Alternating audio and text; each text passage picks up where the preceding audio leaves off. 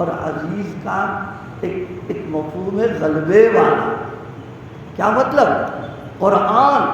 قرآن پاک کے علاوہ قرآن پاک کے مقابلے میں جو کچھ ہے وہ سب مغلوب رہے گا، قرآن غالب رہے گا. اور جب قرآن غالب رہے گا تو قرآن والے بھی غالب رہیں گے. قرآن مجید اللہ نے چیلنج کیا، غلبہ ہوگا. قرآن اللہ پاک نے کس ماحول میں اتارا، کن لوگوں میں اتارا، کس فضا کے اندر اتارا گیا، کن حالات میں اتارا گیا، خود قرآن مجید کا کی تلاوت کیجئے. اللہ پاک اس کے اندر بیان فرما رہے ہیں، لا تسمعوا لهذا القرآن والغوا فيه لعلكم تغلبون. قرآن کہہ رہا کہ جن لوگوں میں قرآن اتارا گیا ان کے دماغ میں یہ تھا کہ شور شغب ہنگامہ کر کے اس کی آواز کو دبا دو، اور ان کے دماغ میں یہ تھا یہ دونوں کان بند کر لو، لہذا قرآن کی آواز بیکار ہو جائے گی. لا تسمعوا لهذا القرآن، اس قرآن کو مت سنو، شور کرو، ہنگامہ کرو، سازشیں کرو، تدبیریں کرو تاکہ قرآن کی آواز دب جائے. لیکن اللہ فرما رہا انہ لکتاب عزیز، ارے ہم غلبے والے ہیں تو کیا ہمارا کلام غلبے والا نہیں ہوگا؟ وہ بھی غلبے والا ہوگا. بکری دیکھی نا، بکری جو ہے اس کی سینگیں ہوتی ہیں اور بازو کی سینگیں بڑی خطرناک ہوتی ہیں. تو اس بکری کو کبھی کبھی خناس سوار ہو جاتا ہے کہ ہماری سینگیں ہیں، ہم جس کو چاہیں گے ماریں گے، نقصان پہنچا دیں گے، ہم جس کو چاہیں گے ضرر پہنچا دیں گے.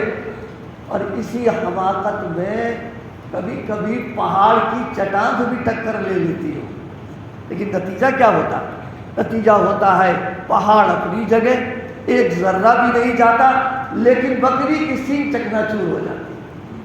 قرآن کا جو مقابلہ کرے گا، اللہ نے چیلنج کیا ہے، لا یاتیہ الباطل من بین یدیہ ولا من خلفہ.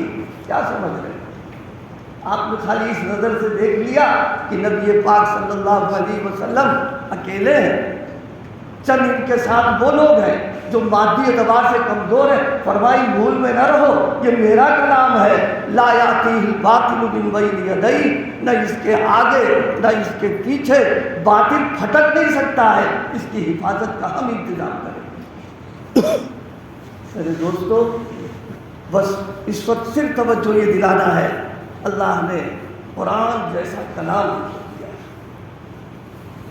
آج اگر کسی ملک کا سربراہ پیغام بھیجتے، آپ بتاؤ خوشی ہوتی نہیں؟ اتنی خوشی ہوتی ہے کہ جناب والا خاندان میں تاریخی روایت بن جاتی ہے کہ صاحب ہمارے باپ یا دادا یا ہمارے جد امجد ان کے نام بادشاہ کا پیغام. ارے مسلمانوں، جو مالک الملک ہے اس نے اپنا پیغام مدنی آقا محمد رسول اللہ کے ذریعے سے ہم غلاموں کو عطا فرما دیا ہے.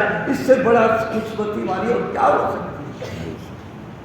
اور پھر پیغام ہی نہیں دیا، ہم کو ہمارے سینوں کو قبول کر لیا ہے کہ تم اگر محنت کرو گے تو تمہارے سینے میں اس کو اتار دیں گے. اللہ پاک ہم سب کو قرآن سے جڑنے، قرآن سے تعلق مضبوط کرنے کی، قرآن مجید کو مضبوط پکڑنے کی توفیق عطا فرمائے. آج تو قرآن پاک الماری کی زینت بنا ہوا ہے، آج قرآن پاک مخمل کے جزدانوں میں رکھا ہوا ہے، آج قرآن پاک ہمارے گھروں میں صرف زینت کے طور پر رکھا ہوا ہے. لیکن کتنے گھروں میں تلاوت ہوتی ہے؟ کتنے وہ لوگ ہیں جو تلاوت کا اہتمام کرتے ہیں؟ کتنے لوگ وہ ہیں جو قرآن مجید کو تجوید اور صحت کے ساتھ پڑھنے کی فکر کرتے ہیں؟ چونکہ مدرسے کا پروگرام ہے، ہم توجہ دلانے کے لیے عرض کر رہے ہیں. یہ مدارس، یہ مکاتب، دینی درسگاہیں، دینی محفلیں، یہ قیامت کے دن ہمارے لیے ہمارے خلاف حجت بنے گی. وہ کیسے؟ دیکھیے، محلے میں ہم بیمار ہو جائیں، ہمیں کوئی تکلیف ہو جائے اور ڈاکٹر نہ ہو تو ظاہر ہے ہمارے لیے بڑی مشقت کی بات ہے، پریشانی کی بات ہے۔ لیکن اگر محلے میں ڈاکٹر موجود ہے تو آسانی کی بات ہے کہ نہیں؟ لیکن ہم ہیں کہ صاحب بیٹھے ہم تو نہیں جائیں گے کھانے کے لیے۔ سنیے، محلے میں دوا علاج کا انتظام اسباب موجود ہو اور ہم علاج نہ کرائیں اور خدا نخواستہ اسی بیماری کا انتقال ہو جائے، اللہ قیامت کے دن پوچھے گا یہ جس میری اب تم کو جو دیا تھا یہ امانت تھی، اس کی حفاظت، اس کی صحت اور تندرستی تمہارے اوپر ضروری تھی اور ہم نے اسباب تم کو دے دیے تھے کہ ڈاکٹر تمہارے محلے کے اندر رہ رہا تھا، تم نے علاج کیوں نہیں کرایا؟